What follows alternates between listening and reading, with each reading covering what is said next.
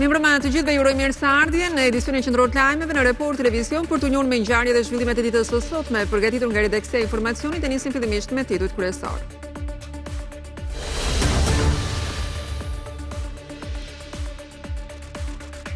Një ditë pas shqirave të rrëmbyeshëm, situata në disa zona periferike të Durrësit, veçanërisht në Ishkënet, vijon problematike me gati 100 banesa të përmbytura. Banorët u ngritën në protestë nga ku kërkuam vlerësim dëmesh të menjëhershme. Prefektura bën të ditur se në terren janë angazhuar 15 grupe pune për evidentimin e dëmeve, ndërsa 100 forcat e emergjencave civile, zjarr fikse dhe efektiv të policisë po punojnë për evadimin e ujrave në zonat e prekura, mjek dhe ekipa shëndetësore në ndihmë të banorëve.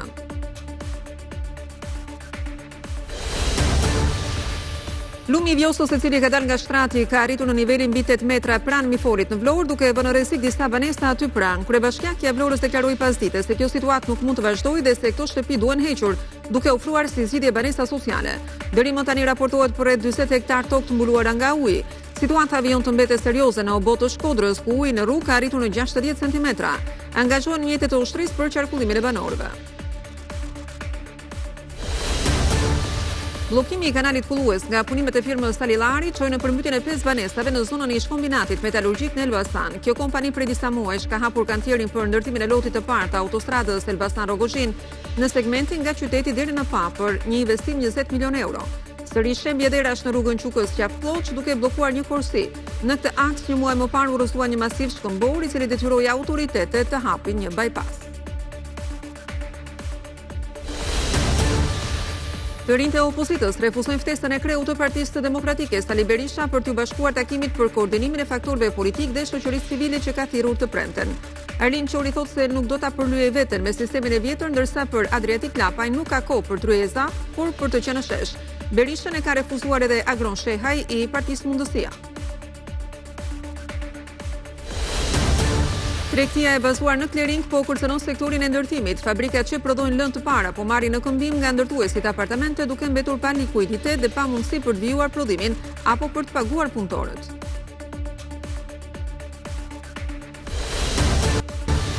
Marina amerikane sekuestroi 2 anije naftëmbajtëse të lidhura me Venezuelën, njëra prej të cilave me flamur rus dhe pjesa e asaj që quhet flota e errët. Naftëmbajtësja Marinera që lundronte me flamurinë rus dyshohet nga Washingtoni për shkelje të sanksioneve dhe raport naftës iraniane. Reagon Moska duke cilësuar sekuestrimin të palishëm. Komanda jugore e SBA-s njoftoi më pas sekuestrimin edhe të naftëmbajtëses tjetër, Sofia, e cila u kap në detin e Karajibeve. Trajneri Silvinho dhe stafi i tij kanë rinovuar kontratën për të vijuar me kombëtaren deri në muajin korrik. Kontrata e vjetër përfundoi në dhjetor të 2025-s, ndërsa kusht për vijimin e mëtejshëm është objektivi për të shkuar në botror.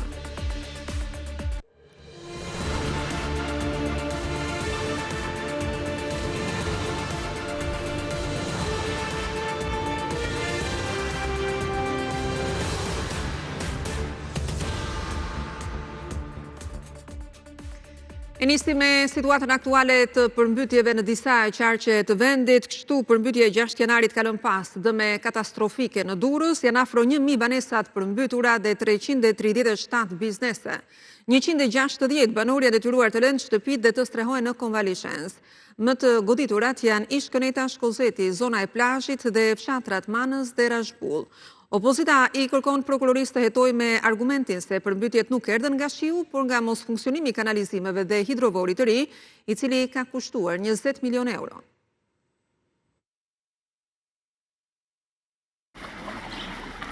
Pasojat e përmbytjeve në Durrës janë dramatike. Sipas të dhënave zyrtare, numërohen 953 banesa dhe 337 biznese të përmbytura. Janë evakuuar dhe po qëndrojnë në konvaleshencë prej 2 ditësh 160 banorë.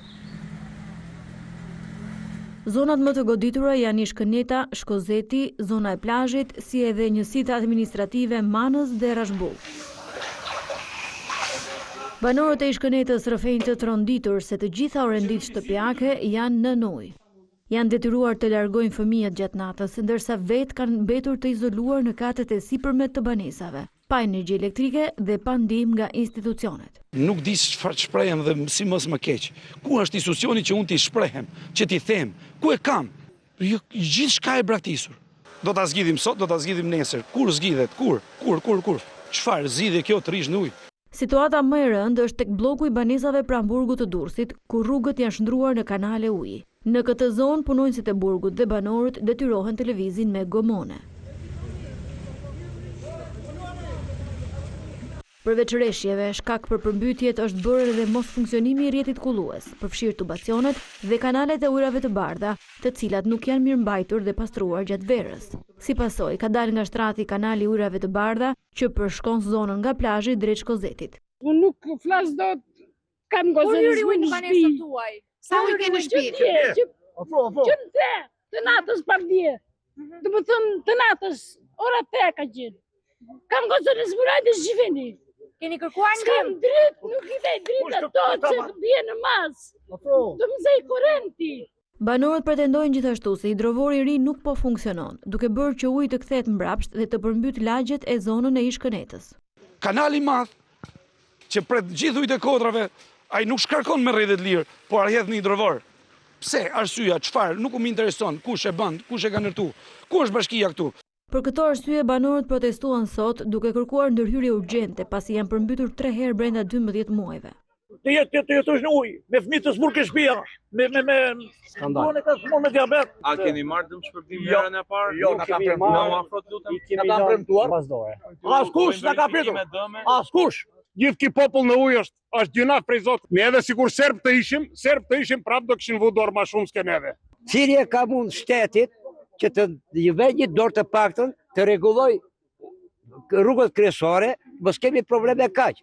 Opozita ka ngritur dyshime për keq menaxhim nga institucionet, duke kërkuar hetim nga prokuroria, me argumentin se investimi 20 milion euro i hidrovorit nuk ka parandaluar përmbytjet në Durrës. Ndërsa prefektura bën të ditur se në terren janë angazhuar 15 grupe pune për evidentimin e dëmeve, ndërsa 100 forca të emergjencave civile, zjarfikset dhe efektiv të policisë po punojnë për evadimin e ujrave.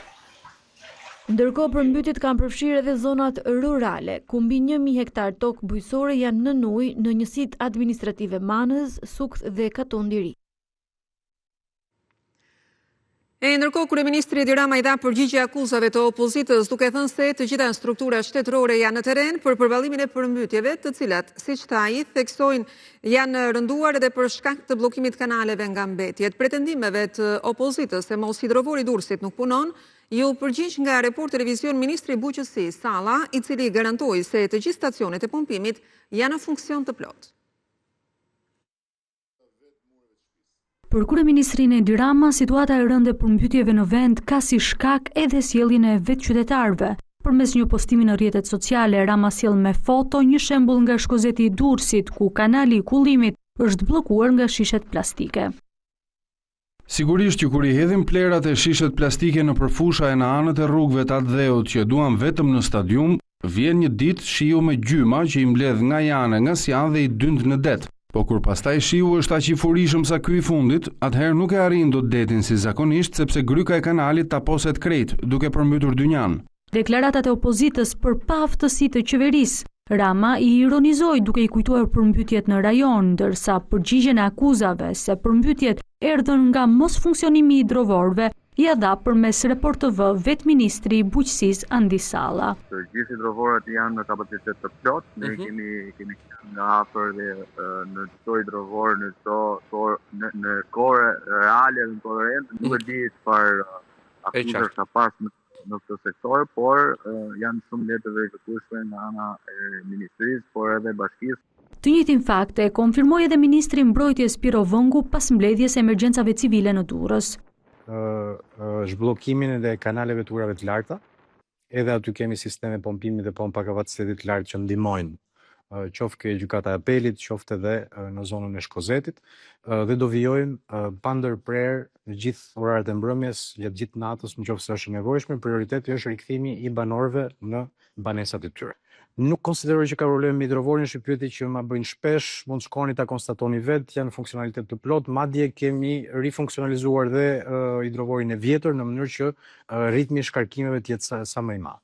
Vetë ministri më herët takoi 300 banor, të akomoduar në kovaleshencën e Durrësit, ndërsa prej 2 ditësh në qytetin bregdetar ndodhen forca të shumta të ushtrisë. Ndërkohë shërbimet e policisë rrugore, patrullat e përgjithshme, shqiponjat dhe forcat kombëtare të sigurisë, siç njofton kryeministri Rama, janë në terren në ndihmë të qytetarëve për menaxhimin e qarkullimit të automjeteve.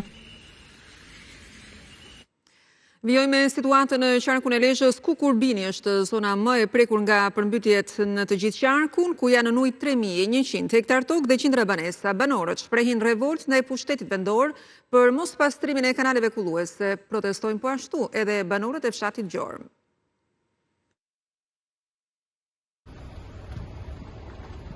$3.100 hektar tokë janë në ujë në qarkun e Lezhës, ku më i prekuri është Kurbini. Qindra banesa janë të rrethuara nga uji. 10 familje janë evakuuar, 2 në Lezhë dhe 8 në Kurbi.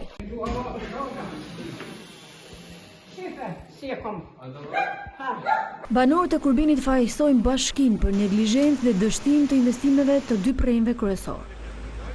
Nuk e ka përmbyt natyra, ka përmbyt bashkia, sepse një pru me të njëjtët prurje që është 100 metra më përtej e kanë bë 5 metra gjërë. Ky proj ka prurje më shumë se sa proj tjetër dhe është bë sa gjysma ati. Proja është me të njëjtën vrim siç ka qenë. Është bë me gjysmën e kapacitetit që mund të përballojë. Jo, spaku nuk ka çfarë heto, duhet i fusim burg, ti kapi si madure. Përballë situatës që po përjetojnë vetëm një muaj nga përmbytjet e mëparshme, banorët e fshatit Gjormë protestuan duke bllokuar rreth 1 orë rrugën nacionale Laç-Mamurras. Sipas tyre, gjithçka është pasojë e mospastrimit të kanaleve kulluese. Se ky kanal është i bllokuar ka 50 vjet, se s'ka vu kush dorë nda. Edhe sa herë të bjerë shi, del nga shtrati. Tu një të vaskina, sa herë bjerë shi. Kanali ka mbi 20 vjet nuk ka lavas herë. Se me datë 18 nëntor hyri ujti as i lloj mase sumor, mas damave kolosale që ka pas biznesi, ka shmar as i lloj mase në kallamat e gjitha bllokuar. Një dal kanali edhe hik kat të doje vet. Janë 200-300 familje, 400 familje si kalin poshtë, nuk ka hedh një kamion çakull. Në mbështetje ishte edhe deputeti i Partisë Demokratike Kastriot Piroli, i cili u shpreh se Kurbini është lënë në mëshirë të fatit. E njëjta situatë me 19 nëntor, por një prua që nuk e thellon shtratin. Mbrëm banorët kanë bllokuar, po ta shohësh atje, kanë bllokuar kanalin e madh që mos ta thyente ujë furishëm që erdhin ato momente. Mbi 20 familje janë të bllokuara edhe në fshatin Adriatik. Gjithë shafja në uja. E për shah, për një pakujdesi, për një brez betoni si duhet vehet shto. Tu është ma problem gjeja gjallë. Gjeja gjallë për shkon dam, gjeja. Niveli 30 cm bashkë në bërë shpis. Po këtu? Këtu atë 80 cm. Në qytetin e Lezhës, uji është tërhequr nga disa lagje. Përmbytja ka dëmtuar fushën e stadiumit Beslidhi e mbuluar plotësisht nga uji. Në zonën e Fushkrujës, lumi i ishëm është tërhequr në shtrat, por mbeten në ujë tokat bujqësore në fshatin Bilaj, Murqin dhe Mallkuç, ku nuk funksionojnë kanalet kulluese.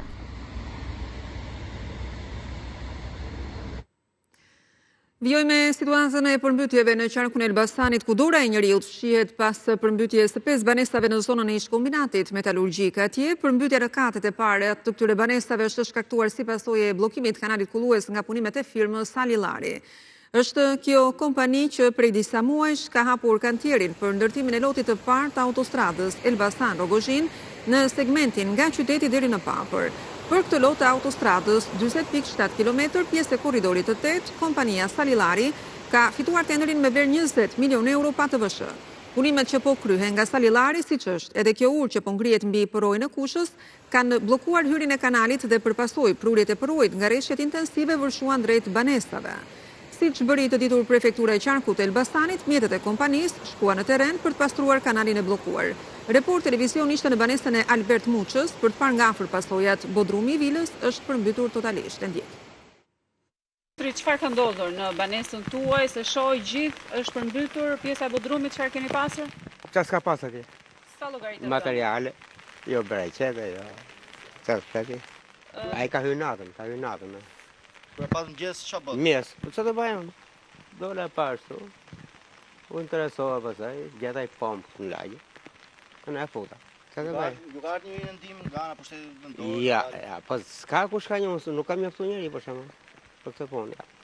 Është hera e parë që ju përmbyteni? Hera e parë se ka dalë kusha nga rruga, nga ndërtimet aty. Sepse me ujë të shiut nuk ka mushë si herë. Se ku dashu? Çfarë kërkonin sot? Kërkonin ndihmë? Po çfarë oni me mbarova vetë, sa të shohën, sa ndihmë. Ai me ta janë punë të punimeve. Ato se diun. Jam punë të Zotit. A keni informacion ka banesa tjera të cilat gjenden në ujë në këtë zonë? Jo, u ka vaj deja afër atyre të lartë, por nuk ka hyrë mana. Edhe qarku i Korçës u përball me problematika të shumta si pasojë e rreshqeve në Pogradec, ku ishin dëmet më të mëdha, dalja nga shtrati e lumit pushtoi nga uji fshatin Rëmej, ndërsa në zonën e Dardhës, rrëshqitja e dherave dëmtoi rrugën dhe nuk kurseu as varrezat. Për shkak të rreshqeve intensive, lumi i fshatit të Rëmej në Pogradec ka dalë nga shtrati duke pushtuar rrugët e banesat. I gjithë fshati është në ujë. Banorët flasin për dëme serioze në banesa. Të pinë për sheme. Dëme të mlarë. Jo marë, dhe marë për parë për gjytje pa që dorë nga shtrati. Ka 3 javë, dhe nuk e së të marë në një masë, të vinë në marë dhe pastrojnë. Një ka qenë këtu. Po të ishë mastruar, dhe që për përmdyti janë dhe.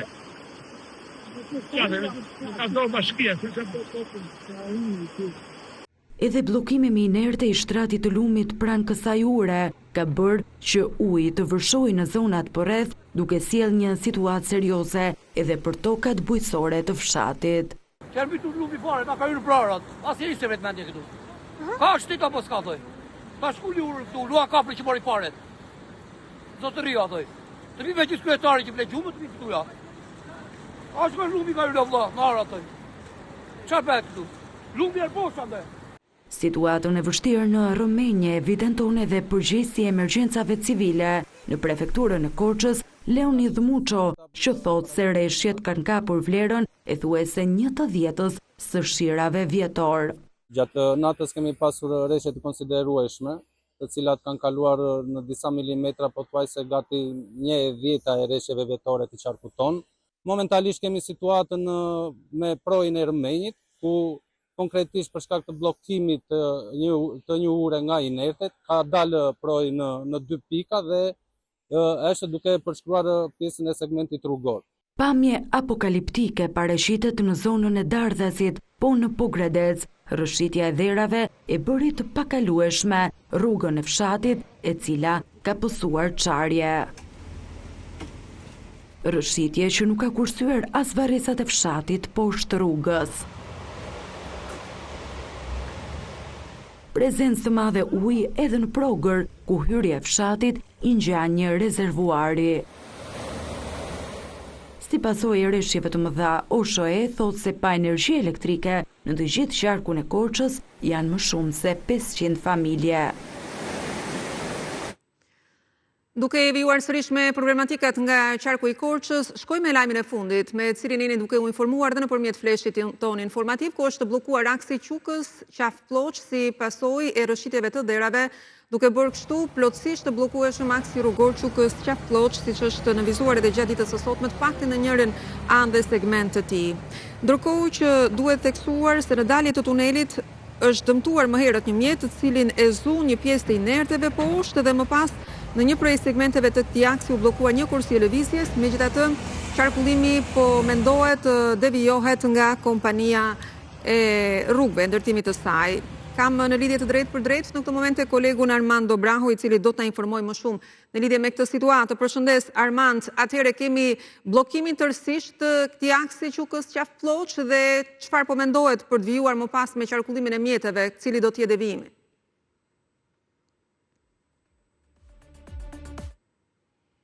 Është një ngjarje që ka vazhduar gjatë gjithë ditës, problematika të shumta në aksin rrugor Qukës Qafploq. Në fakt, rrëshqitjet e para kanë filluar rreth orës 12 ditës së sotme, të drekës së sotme, në fakt në dalje të tunelit, atje ku është aksidentuar gjithashtu një automjet, i cili është goditur në momentin që ka dalë nga automjeti.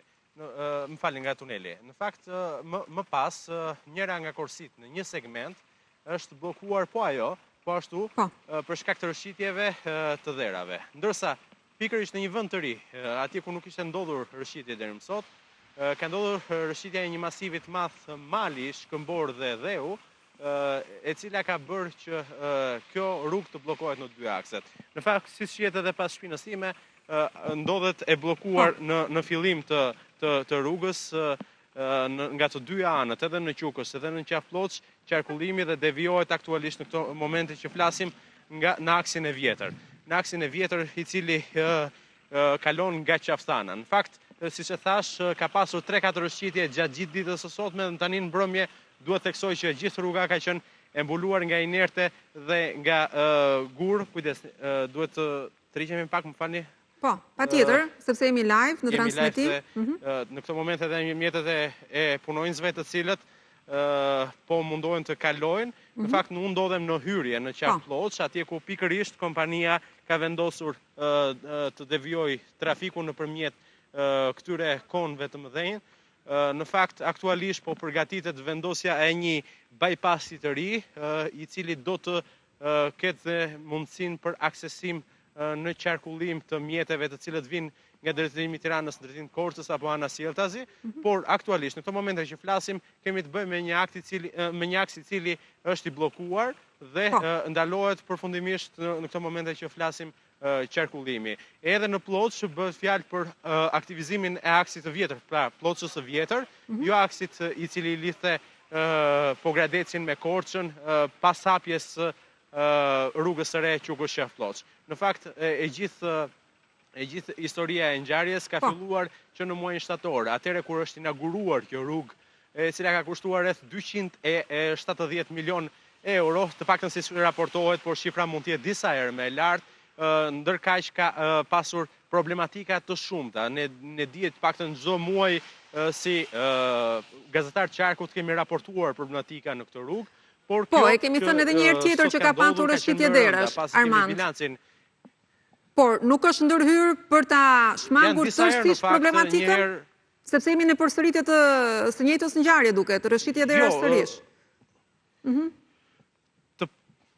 Të paktën nga ajo që unë kam diskutuar dhe kam komunikuar me vetë inxhinier apo specialist të fushës, më bëjnë të ditur që kjo është një problematikë e cila pritet të vazhdojë për shkak të terrenit dhe studimeve jo të sakta gjeologjike të zonës. Zona karakterizohet të paktën në lotin e tretë nga masiv të cilët mund të shkëputen lirshëm, sidomos kur kemi të bëjmë me rreshje shiu apo me ngrica. Duhet të theksoj që nga ana tjetër ditën e sotme deputetja e Partisë Demokratike Ledina Lolli ka bërë thirrje që kjo rrugë të mbyllet pasi do sjellë vdekjen. Nga ana tjetër ka pasur dhe autoritetet tjera lokale të cilët kanë kërkuar mbylljen e kësaj rruge, siç duke nisur duke u paralajmëruar nga aksidenti që ndodhi sot në mesditë. Në fakt, ajo që shihet është edhe tani që unë ndodhem në këtë aks, e pata shumë të vështirë të vija për shkak edhe të gurve të cilët janë në rrugë dhe befas në kohë me shi apo dhe në mbrëmje sidomos, janë të rrezikshëm sidomos për mjetet që mund të krijojnë incidente. Në fakt, i gjithë aksi tashmë siç unë e thash, është i paqarkullueshëm. Aktualisht në vendin ku ka ndodhur shëmbja ndodhen vetëm mjetet e kompanisë që po merret me mirëmbajtjen, të cilat kalojnë, po, ndërsa siç e thash, nga Quksi, në hyrje Quksit, aty ku fillon dhe aksi, është ndërprer plotësisht ky qarkullim, i cili devijohet nëpërmjet Qaftanës. Nëpërmjet Qaftanës atje pra aksit të vjetër, i cili kalon përmes qytetit Pogradecit. Armand, për ta kuptuar, bëhet fjalë për të gjithë qatësinë e Qukës Qafploç dhe rrëshqitja e mëparshme e derave ka ndodhur në të njëjtin vend, pra i gjithë aksi përbën problematik për rrëshqitje derash apo është vetëm një zonë ku shfaqet kjo problematik? Në fakt është një zonë e cila ka të bëjë me lotin e tretë. Janë vetëm 12 deri në 15 kilometrat e fundit të kësaj rruge, të cilat shfaqen problematika të shumta, sidomos në kalimin e mjeteve për shkak të terrenit të pisur dhe kalojnë në atë që quhet si malësia apo Gradecit apo zona mbi Gështenjas e të tjerë. Por gjithsesi kjo është një problematike e mbartur, në fakt siç unë e kam theksuar, nuk bëhet fjalë vetëm për të njëjtin vend ku ka ndodhur rrëshqitja. Zakonisht në të gjitha rastet që ka pasur rrëshqitje kanë qenë segmente të ndryshme, pjesë të ndryshme të lotit të tretë. Në fakt ajo që është e ditur se të gjithë trupat e kompanisë ndodhen në terren, por masivi i madh i shkëmbor besoj që do të marrin një kohë derisa të kthejnë në hapje këtë rrugë. Besoj që tani duhet ta mbyll edhe këtë raportim për shkak kushteve të vështira dhe shiut që po shtohet. Armand, për raportimin e drejt për drejt nga vendi i ngjarjes, atje ku ka ndodhur kjo situatë, do ta ndjekim hap pas hapi gjithçka dhe deri në shpresojmë zgjidhjen e plotë. Ndërkohë që duhet theksuar edhe një herë që bëhet fjalë për një aks rrugor pra Qukës Qaflloç, i cili është inauguruar vetëm 4 muaj më parë në fillim të shtatorit, i cili ka kushtuar buxhetit të shtetit 260 milion euro dhe për cilin janë dashur 16 vite për ta ndërtuar.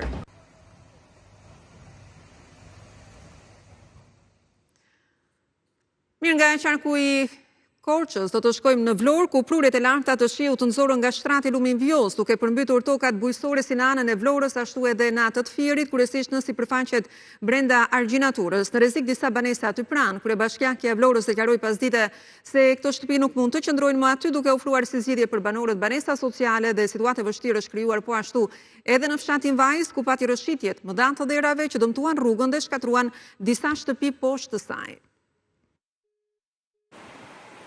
Rreshjet e dendura të shiut nxorën nga shtrati Lumin e Vjosës pranë urës së Mifolit në Vlorë, duke shkaktuar përmbytje në tokat bujqësore dhe rrezik për banesat përreth. Gjatë ditës niveli u rrit ndjeshëm me më shumë se 1 metër, duke kapur në orët e mbrëmjes kuotën e 8 metrave, pas prurjeve në rritje të ardhura nga Gjirokastra dhe Përmeti. Vjosa ka dalë në vitin 1971. Iku gjithë shapi. Unë dhe të përsëritet, atë natyrën nuk e eshu do të. Në fakt, këtu në fillim e kam shpinë, po masat se besojt në avi se theni që jo, nuk do kemi përmbytje. Banorë. Rezikojni? Më ja, unë i kam shpinë këtu. Je largu nga banesa? Po. Situata të tilla janë të përsëritura në këtë zonë. Gjatë mbledhjes së shtabit emergjencave në Vlorë, kryetaria e bashkisë Brunilda Mersini foli për nevojën e një zgjidhje përfundimtare. Ajo shtëpia që është atje dhe ka risk. Sa herë që të përmbytemi, nuk mund të banojnë më aty.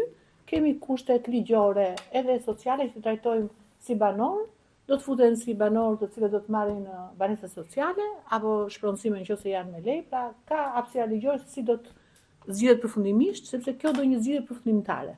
Inspektimi fizik, ata janë gati 20 metra nga këmba e urës, mos. Apo?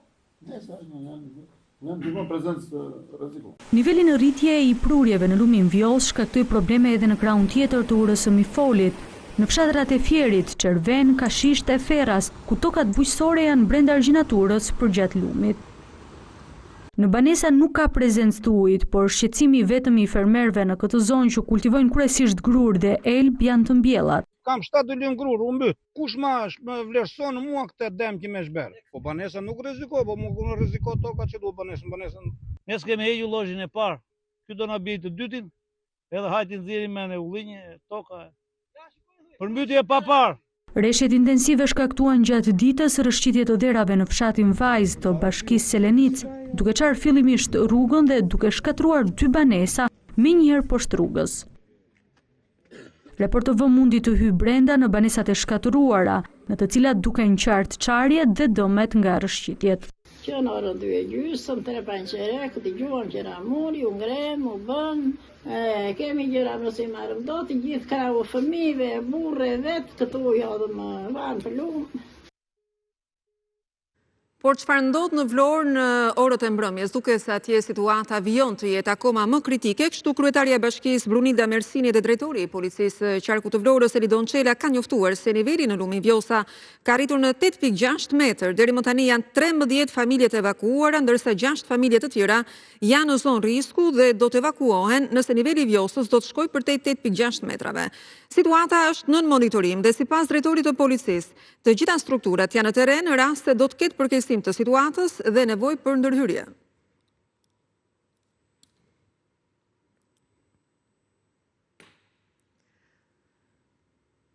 E rrezikshme ka qenë situata edhe në Gjirokastër, kështu pas vërshimit për ujë të Ficos, tonelata inerte të zbritura nga mali i gjerë po pastrohen nga rrugët dhe lagjet e Gjirokastrës, pirgjet me gur Bllokuan rrugët dhe dëmtuan makinat, po ashtu edhe bizneset. Uji dhe derat morën përpara gjithçka duke depërtuar në banesa dhe biznese.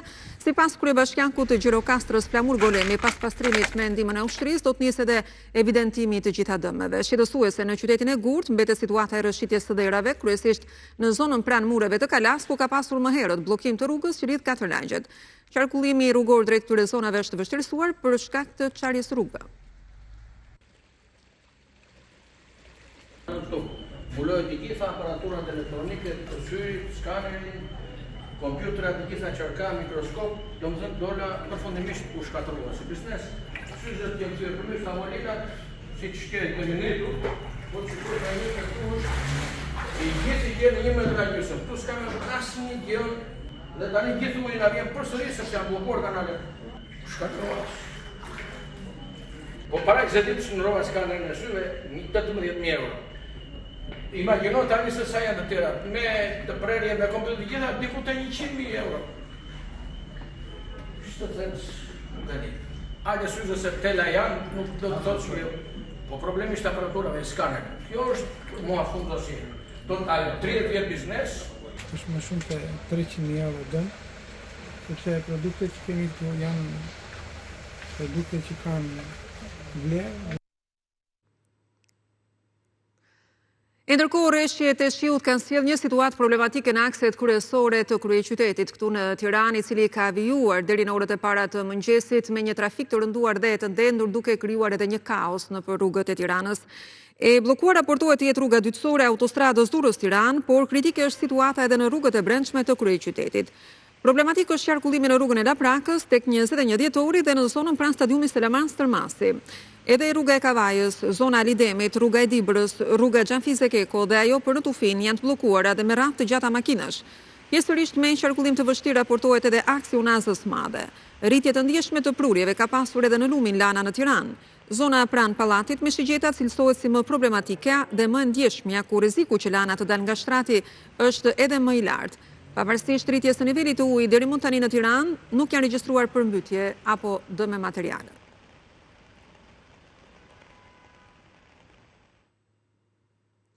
Gati 10.5 miliardë lek janë në dispozicion të institucioneve dhe të bashkive për të përballuar fatkeqësitë natyrore si dhe për të investuar në infrastrukturën e ujitjes dhe të kullimit. Fondet më të mëdha shkojnë për strukturën e emergjencave civile prej 5.7 miliardë lek. Pas emergjencës së zjarreve të verës së 2025, vendi po përballet me dëme të mëdha këtë fillim viti nga përmbytjet. Për t'u përgjigjur emergjencave këtë vit, fondet në dispozicion të institucioneve janë më shumë. Në buxhet janë parashikuar 10.5 miliard lek për të menaxhuar përmbytjet dhe për të garantuar mbrojtjen e infrastrukturës së kullimit. Janë 5.7 miliard lek që jepen për emergjenca civile, strukturë e Ministrisë së Mbrojtjes, e cila përgjigjet për pasojat nga fenomenet natyrore, përmbytjet, zjarret apo tërmetet. Në raport me vitin 2025, fondet janë në rritje me rreth 1.7 miliard lek. Veç këtyre parave, Ministria e Bujqësisë ka fonde të dedikuara për menaxhimin e infrastrukturës së kullimit dhe ujitjes, që shkojnë për investime në kanalet kulluese apo ujitëse, si dhe në hidrovore, kryesisht në aspektin bujqësor. Janë 3.6 miliard lek për këtë qëllim në buxhet, teksa parat në dispozicion vitin e kaluar ishin 3.4 miliard lek. Gjithashtu, vetë bashkitë kanë fonde të dedikuara për ujitjen dhe kullimin, që i marrin si transfert nga buxheti i shtetit, që për këtë vit janë pak më shumë se 1.6 miliard lek, me rritje të lehtë krahasuar me vjet. Bashkitë me buxhetin më të madh në dispozicion për ujitjen dhe kullimin janë kryesisht ato bujqësore. Kryeson Fieri me 75.9 milion lek, ndjekur nga Bashkia e Lushnja me 61.9 milion lek dhe më pas Korça me 59.6 milion lek. Korça është edhe një nga bashkitë më të prekura nga përmbytjet e këtyre ditëve, kurse bashkia më e dëmtuar nga përmbytjet deri më tani është Durrësi, që ka si transfert për këtë vit 58.1 milion lek, ndërsa Lezhë, Kurbini, Pogradecia apo Gjirokastra, që gjithashtu po përballen me dëme të konsiderueshme, marrin si transfert nga buxheti i shtetit për ujitjen dhe kullimin shuma më pak se 29 milion lek. Në këtë hapësirë të parë informative kemi sjellë kryesisht situatën që ndodh me përmbytjet e disa qarqe kryesore të vendit ku janë shfaqur problematika. Mos u largoni, ka një hapësirë të shkurtër publicitare, rikthehemi pas pak me të tjera zhvillime. U rikthyem edicionin qendror të lajmeve në Report Televizion, dalemi në këtë moment në informacionet që vijnë me zhvillimet politike. Të rinjtë e opozitës refuzojnë ftesën e kreut të Partisë Demokratike Sali Berisha për t'u bashkuar takimit për koordinimin e faktorëve politik dhe të shoqërisë civile që ka thirrur ditën e premte. Arlind Qori thotë se nuk do ta përlyejë veten me sistemin e vjetër, ndërsa për Adriatik Lapaj nuk ka kohë për tryeza, por për të qenë shesh. Të gjitha partitë pa përjashtim do ftohen. Ne mendojmë se koha është për të krijuar një front të gjerë opozitar. I vetëdijshëm se PD nuk mund të jetë vetme në betejë kundër Edi Ramës, e veçanërisht në valën e protestave të qëndrueshme që premton në janar, Sali Berisha thërret në ndihmë të gjithë faktorin opozitar. Ai ka drejtuar ftesë të gjitha partive të opozitës për të marrë pjesë në takimin që e ka quajtur zgjidhje për Shqipërinë. Por ftesa e tij është refuzuar nga të rinjtë e politikës, që në zgjedhjet e fundit, por edhe aksionet me protesta kanë treguar forcë numerike. I pari që u deklarua kundër ishte Arlind Qori, që me Berishën thotë sërish se nuk do të ketë kurrë bashkëpunim. Jo dje, jo sot, jo nesër. Lëvizja Bashkë nuk do për ta ndyrë kurrë veten për të qenë pjesë e një sistemi të vjetër dhe të korruptuar politik. Ne jemi për rrëzimin e qeverisë korruptuar të Ramës dhe bashkë me të edhe të gjithë këtij sistemi të kalbur, të vjetruar, të korruptuar dhe servil ndaj oligarkisë ekonomike. Bashkimi që na duhet është bashkimi i qytetarëve, i njerëzve të ndershëm. Edhe Adriatik Lapaj nuk ka kohë për tryezat e thirrura nga kreu i PD-s, pavarësisht ftesave të vazhdueshme që Partia Demokratike i ka bërë. Për të është koha e protestave në shesh dhe jo e tryezave. Në një përgjigje për Report TV, Shqipëria bëhet thotë se nuk do të jenë në takim dhe se Lapaj do të vijojë të jetë në shesh edhe të premten.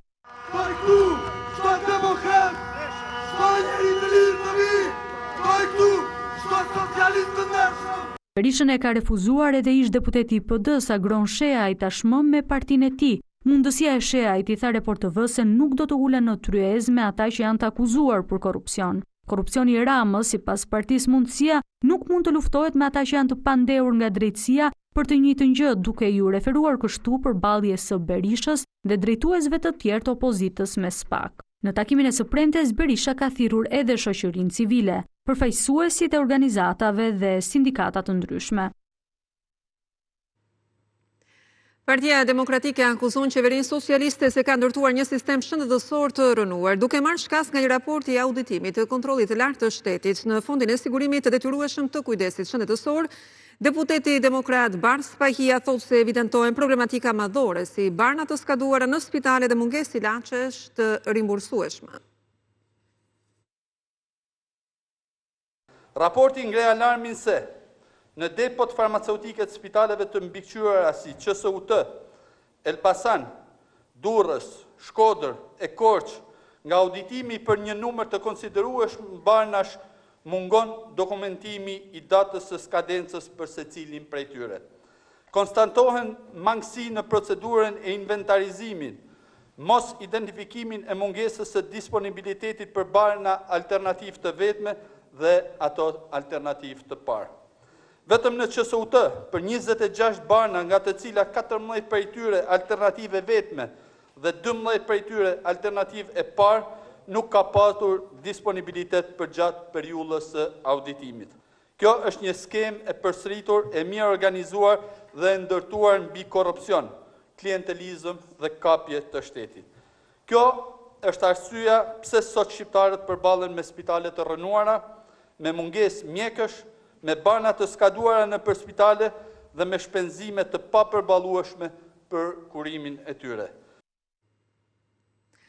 Heqja e tarifave roaming mes Shqipërisë dhe Bashkimit Evropian po afrohet një hap më pranë realitetit pas premtimit të bërë nga presidentja e Komisionit Evropian Ursula von der Leyen se kjo do të ndodhë që këtë vit qeveria shqiptare ka ndërmarrë një nismë ligjore që synon komunikim me të njëjta tarife si brenda vendit edhe në vendet e Bashkimit Evropian. Vitin që do të vi, ne do të heqim të gjitha tarifat e roamit midis Shqipërisë dhe Bashkimit Evropian. 3 muaj më parë, shefja e Komisionit Evropian ju bëri shqiptarëve këtë premtim të madh. Të udhëtosh në çdo vend antar të BE-s pa u shqetësuar për tarifat e telefonit. Ky nuk është ende një realitet, por qeveria ka hartuar ndryshime ligjore që i hapin rrugë realizimit të tij. Projekt ligji i ri është si një pasaportë digjitale, ashtu siç lëvizim të lirë nëpër Europë, së shpejti edhe valët e telefonit tonë do të udhtojnë pa viza tarifore. duke bërë të padukshëm kufirin mes Tiranës dhe vendeve të BE-s në faturën tonë telefonike. Qeveria ka ndërmarrë një nisëm për të ndryshuar ligjin për komunikimet elektronike, me synimin e qartë që kudo në Europë shërbimi të ofrohet me të njëjtat tarifa si brenda vendit. Sipas relacionit, ky aksion është një domosdoshmëri për integrimin e përshpejtuar të Shqipërisë në tregun unik digjital të BE-s. Objektivi politik është që brenda vitit 2026 qytetarët shqiptar të përfitojnë nga heqja e tarifave shtesë që aplikohen aktualisht nëse udhtojmë jashtë vendit. Skema do të jetë e njëjtë me atë që ndodh tani më prej pak vitesh mes vendeve të rajonit tonë. Kompanitë celulare në Shqipëri do të jenë të detyruara të zbatojnë tarifa tavan të miratura nga AKEP-i për të parandaluar abuzimet dhe për të garantuar që roamingu të funksionojë si në shtëpi. Që këto rregulla të mos ngelen vetëm në letër, ligji parashikon masë administrative gjob për gjithë operatorët telefonik që nuk i respektojnë ato. Edhe pse në relacion parashikimi është optimist që heqja e tarifave të ndodhë brenda këtij viti, projektligji parashikon se zbatimi i këtij regjimi do të nisë vetëm kur të nënshkruan marrëveshje dypalëshe mes Shqipërisë dhe Bashkimit Evropian.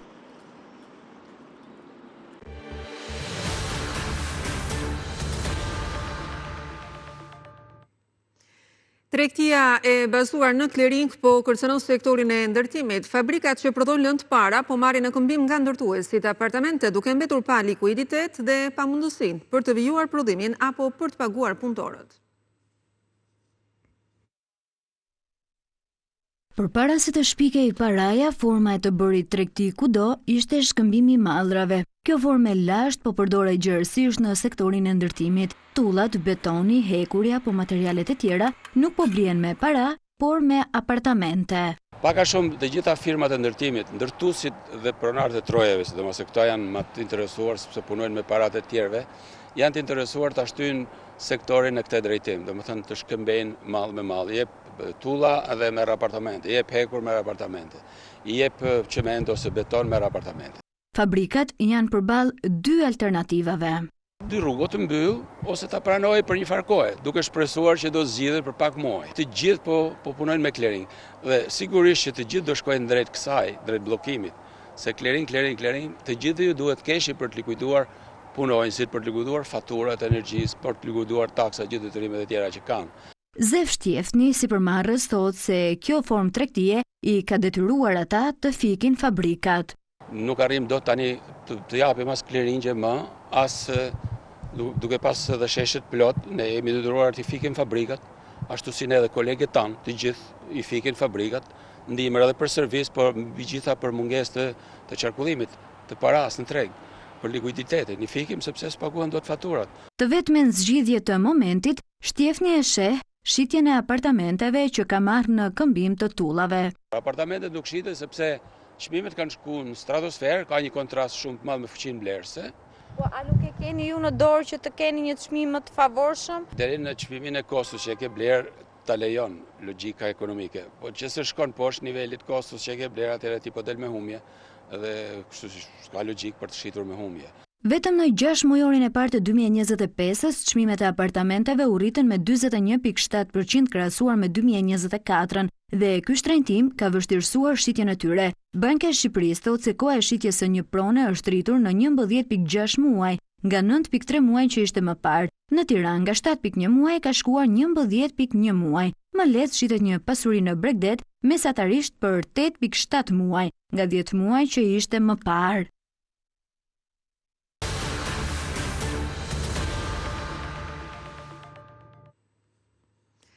Rituali i rogeçeve nuk mungoi as këtë vit në fshatin Pojan të Korçës. Të rinjtë e zonës me maska dhe veshje me lëkurë marshuan në rrugët e fshatit për të larguar të keqen. Duke sfiduar rreshjet e shiut dhe temperaturat e ulta në fshatin Pojan të Korçës, është organizuar për të 6-tin vit të radhazi rituali i rogeçeve.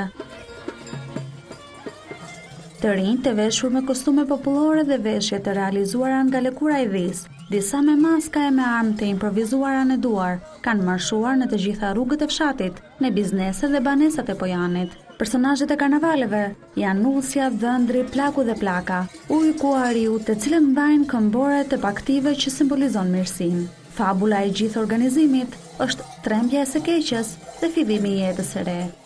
Këtu është tradita e Pojanit, që festohet vit për vit. Kjo është për barësi, jo për në diçka tjetër, kur venë në përshtëpitë, është në barësi quhet. I futëm brenda, i qirasëm, ju japëm në i dhoro. Kjo organizim është një traditë e lashtë i ndaluar gjatë kohës së komunizmit, por i rikthyer sërish në vitet 90. Erdhëm në fund të edicionit qendror të lajmeve në Report Televizion. Faleminderit të gjithëve për kohën dhe momentin e kushtuar. Vijoni qëndroni me ne, pas pak vjen Denis Minga me emisionin e tij Re Politics. Shikim të këndshëm bashkë, mirupafshim.